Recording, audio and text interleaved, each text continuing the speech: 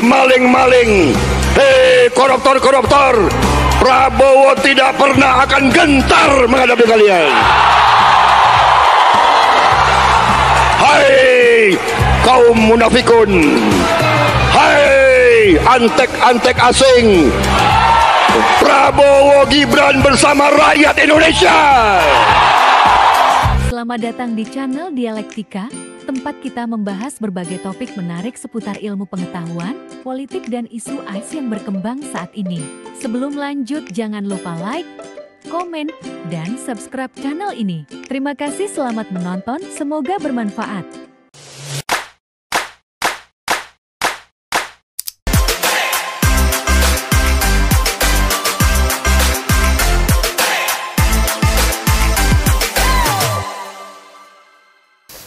Assalamualaikum warahmatullahi wabarakatuh. Selamat malam dan semoga kita semua dalam keadaan sehat-sehat dan baik-baik saja.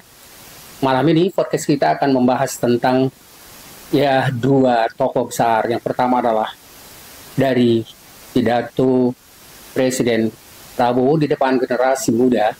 Ini tentang permasalahan korupsi.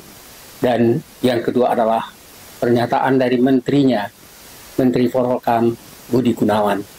Baiklah kita dengar dengan cermat apa yang dikemukakan oleh kedua tokoh ini. Hei maling-maling, hei koruptor-koruptor, Prabowo tidak pernah akan gentar menghadapi kalian. Hai kaum munafikun, hai antek-antek asing, Prabowo Gibran bersama rakyat Indonesia. Yang kedua kita ikuti ucapan dari Menteri Polhukam yang sebenarnya tidak sejalan dengan pemikiran pernyataan Prabowo. Manapun presiden itu kan warga negara terbaik ya di setiap negara. Nah, kita harus menghargai legasi beliau dan kita harus jaga betul marwah presiden ya, untuk masuk mantan presiden. Dijadikan sebagai tokoh korup itu gimana Pak Menteri? Jangan berpolemik ke bawah ke sana. Yang penting tetap kita jaga kerukunan persatuan kita dan jaga marwah mantan presiden kita. Pasti jadi presiden ini kan yang terbaik, putra terbaik. Teman-teman sekalian, jadi sudah kita dengar bersama apa yang dikemukakan oleh Budi Gunawan, bahwa dia mengatakan sebenarnya presiden dan setiap presiden itu adalah putra terbaik bangsa dan harus menghormati marwah atau nama baik para presiden itu. Jadi Menko Polhukam Budi Gunawan tanggapi sebenarnya pernyataan dari kalau kita bungkat dengan pemikiran dari presiden, itu memang agak bertentangan dengan apa yang dikemukakan oleh Menko Polhukamnya. Teman-teman sekalian, pernyataan dari Budi Gunawan itu sebenarnya menanggapi pertanyaan dari mahasiswa, dari peserta atau anak-anak muda yang mengatakan dan mempertanyakan tentang bagaimana pandangannya tentang ucapan atau penetapan dari OCCRP tentang Presiden Joko Widodo yang disebut sebagai salah satu presiden terkorup di dunia. Menanggapi itu, Gunawan mengatakan bahwa presiden-presiden itu sebenarnya adalah putra terbaik bangsa. Oleh karena itu, kita harus menjaga marwah atau nama baik setiap presiden tersebut dan tidak usah berpolemik, karena dia mengatakan kita harus tetap menghormati dan menjaga nama-nama baik dari bekas-bekas presiden. Tentang tokoh terkorup oleh CCRP, dia mengatakan bahwa tidak usah ditanggapi dan kita harus menjaga nama baiknya. Teman-teman sekalian, jadi dia mengatakan jangan berpolemik, jangan ke bawah arus ke sana. Yang penting kita tetap jaga kerukunan persatuan bangsa dan juga marwah mantan presiden kita. Beliau mengatakan presiden ini kan putra terbaik bangsa. Jadi dia mengulangi dan menyatakan itu Tapi sebenarnya yang jadi masalah adalah apakah memang ya semua warga negara itu harus tetap ya apapun yang dilakukan oleh presiden misalnya dia tetap harus dianggap sebagai putra terbaik bangsa dan nama baiknya, marwahnya harus tetap dijaga. Apa yang dikemukakan Menko Polkam itu sebenarnya menurut saya tidak benar dan tidak sesuai dengan Undang-Undang Dasar 45. Karena pada Undang-Undang Dasar 1045 itu dikatakan bahwa setiap warga negara memiliki kedudukan yang sama dalam hukum dan pemerintahan sesuai dengan pasal 27 ayat 1 Undang-Undang Dasar 1045 itu. Jadi apa yang dikemukakan oleh Menpolkam itu tidak sesuai dengan pernyataan Presiden Po juga. Dan juga misalnya dengan apa yang kita kemukakan tadi pada pasal 27 ayat 1 Undang-Undang Dasar 45 tersebut. Teman-teman sekalian, ada agak aneh rasanya jika ada perbedaan pandangan antara presiden dengan menterinya. Teman-teman sekalian, semestinya menteri itu adalah orang yang dipercaya oleh presiden untuk melaksanakan apa yang ditugaskan oleh presiden dan apa yang sesuai dengan Undang-Undang Dasar 1045, karena itu sebenarnya menjadi aturan dan pedoman bagi semua tindakan pemerintah. Teman-teman sekalian, adalah tidak benar bahwa presiden itu putra bangsa yang terbaik dan harus dihormati martabatnya. Apakah ya presiden yang sudah dinyatakan oleh lembaga dunia sebagai presiden terkorup itu justru tetap dianggap sebagai manusia terbaik, ya putra bangsa terbaik. Lalu bagaimana kalau misalnya tindakannya tidak bermartabat? Bagaimana misalnya dia melakukan korupsi, nepotisme, atau melanggar undang-undang demi kepentingan keluarganya? Bagaimana kalau misalnya perbuatan-perbuatan seorang presiden justru bertindak ya tidak sesuai dengan Undang-Undang 45 itu, tidak sesuai misalnya dengan ya tugas yang diberikan oleh presiden dan negara kepadanya. Teman-teman sekalian, ini sesuatu yang menurut saya memang harus diberikan jawaban oleh Menko Polkam. Apa maksudnya dengan pernyataan bahwa kita harus menghargai, ya, menghormati semua ya bekas-bekas Presiden Republik Indonesia. Dan itu tidak terjadi juga misalnya pada beberapa negara lain. Teman-teman sekalian, berikut kita coba lihat ya apa yang dianggap tidak sesuai dengan tugas yang semestinya diberikan oleh negara atau presiden kepada Menko Polkam itu. Kebijakan Prabowo dengan tegas di atas tadi menyatakan bahwa beliau akan memberantas maling-maling dan dia mengatakan tidak takut untuk menghadapi koruptor, bahwa ya dia menyatakan tidak gentar untuk menghadapi para pengkhianat bangsa. Teman-teman sekalian, jadi pidato presiden itu disambut gembira oleh generasi muda yang mengikuti ya pidato tersebut. Teman-teman sekalian, yang aneh adalah kebijakan Menteri Koordinator Politik Hukum dan Keamanan yang diberi kepercayaan sebenarnya untuk menyelesaikan tugas dan kepercayaan presiden dan juga yang sesuai dengan Undang-Undang Dasar 1945.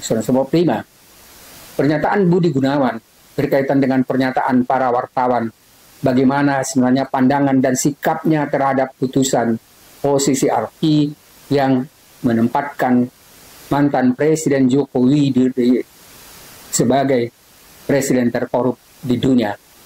Teman-teman sekalian, sepertinya ya Budi Gunawan menganggap apa yang dikemukakan oleh ya posisi RP itu hanya sesuatu yang tidak perlu ditanggapi. Tapi sebenarnya menurut saya seandainya kita mengikuti ya apa yang dikemukakan oleh OCCRP itu kalau bagi saya itu lebih bisa saya percayai daripada misalnya pandangan-pandangan dari masyarakat yang menganggap bahwa kita harus tetap menghargai bagaimanapun misalnya tindak tanduk tingkah laku seorang presiden melanggar undang-undang dasar. Teman-teman sekalian, jadi Menko Polkam Budi Gunawan tanggapi ya apa yang ditanyakan itu menurut saya tidak tepat ya jawabannya. Teman-teman sekalian, kita bisa ikuti sebenarnya apa semestinya yang dilakukan atau tindakan yang dilakukan oleh seorang ya tugas atau menteri untuk ya Menteri Polhukam yang sesuai dengan apa aturan-aturan yang ada di dalam Undang-Undang Dasar 45 dan juga yang ditugaskan oleh Presiden pada beliau. Teman-teman sekalian, kita bisa ikuti sebenarnya beberapa aturan ya atau tugas yang dipercayakan pada Menko Polhukam itu. Yang pertama adalah bagaimana misalnya menteri itu harus bisa melaksanakan aturan atau yang diberikan tugas kepadanya. Teman-teman sekalian, jadi kita bisa melihat di sini apa yang dikemukakan oleh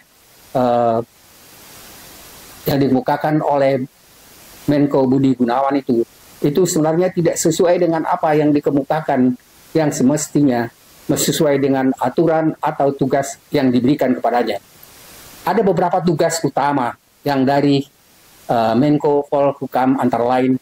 Yang pertama adalah koordinasi kebijakan menteri ya harus sesuai dan mengkoordinasikan kebijakan antara kementerian-kementerian dan lembaga negara, terutama yang berkaitan sekali dengan politik, hukum, dan keamanan, termasuk tentu membahas dan menetapkan kebijakan strategis dalam bidang politik, keamanan, dan hukum.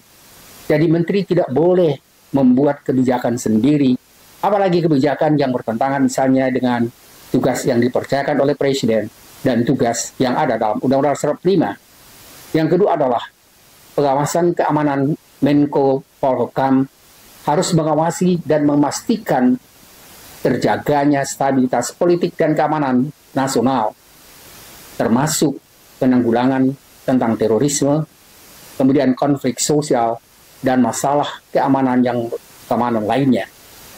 Jika Presiden dengan dukungan rakyat atau ya masyarakat sangat mendukung pemberantasan korupsi, pemberantasan nepotisme dan antek-antek asing, itu sebagai upaya yang mestinya harus dilaksanakan oleh Menko Polhukam.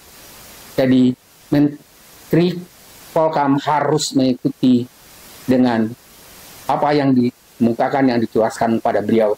Yang ketiga adalah Menteri mempunyai tugas untuk ya menyelesaikan masalah-masalah hukum, dan Menko Polhukam harus bisa menyelesaikan masalah hukum yang bersifat nasional, termasuk misalnya masalah hukum yang melibatkan politik dan keamanan, berkaitan dengan berbagai macam penyelesaian hukum yang bersifat nasional, misalnya pemberantasan korupsi, dan tentang hal ini siapapun dengan kedudukan yang sama harus juga dihargai. Jadi tidak ada perbedaan di depan hukum antara masyarakat biasa dengan mantan presiden. Jadi semua warga negara itu memiliki kedudukan yang sama di depan hukum. Yang keempat, bagaimana misalnya tugas dari presiden dari Menko itu membantu dan menyelesaikan undang-undang yang membantu penyelesaian atau penyusunan undang-undang tentang misalnya peraturan tentang kebijakan yang berhubungan dengan keamanan, yang berhubungan dengan hukum, serta penyelesaian konflik di dalam negeri. Yang kelima adalah kerjasama antar lembaga, yaitu kerjasama antara Menteri Koordinator Polhukam itu ya yang memperkuat tugasnya, memperkuat kerjasama antar lembaga-lembaga negara yang memiliki kaitan dengan bidang politik, hukum, dan keamanan. Teman-teman sekalian, yang berikutnya kita bisa melihat sebenarnya yang berkaitan dengan tugas keamanan itu juga misalnya bekerja sama dengan kepolisian, dengan TNI, dan Kementerian Hukum dan HAM, serta lembaga lainnya. Teman-teman sekalian, jadi ada tugas yang sangat luas sebenarnya dari Menteri Polhukam untuk bisa menjaga keamanan nasional. Teman-teman sekalian, kalau saya percaya seandainya misalnya masalah korupsi, nepotisme, pelanggaran hukum, atau misalnya melanggaran hukum untuk kepentingan keluarga, ya keluarga Presiden maksudnya, maka itu sebenarnya suatu hal yang benar-benar tidak sesuai dengan tugas dari Menko Polhukam.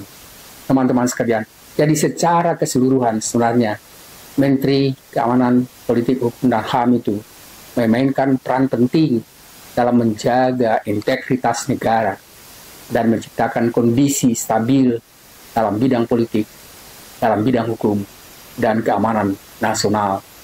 Jadi jangan sampai ya keluar dari kebijakan, jadi jangan sampai ya pemikiran apalagi tindakan dari Menteri Polhukam itu keluar dari kebijakan presiden dan politik dan juga hukum negara. Teman-teman sekalian, jadi ada baiknya supaya semua menteri-menteri itu dan tugas-tugas di bawahnya semuanya bisa melaksanakan tugas itu secara terarah, secara terintegrasi, dan tidak melakukan kebijakan dan tugas-tugas yang berbeda dengan apa yang diberikan oleh negara kepadanya. Teman-teman sekalian, ini adalah ya pembahasan ringkas tentang ketidakrelevanan antara misalnya pembicaraan atau pidato Presiden Prabowo dengan menterinya, Menteri Politik, Keamanan, dan Hukum Budi Gunawan. Terima kasih teman-teman sekalian, semoga ada manfaatnya. Dan akhirnya saya ucapkan Assalamualaikum warahmatullahi wabarakatuh.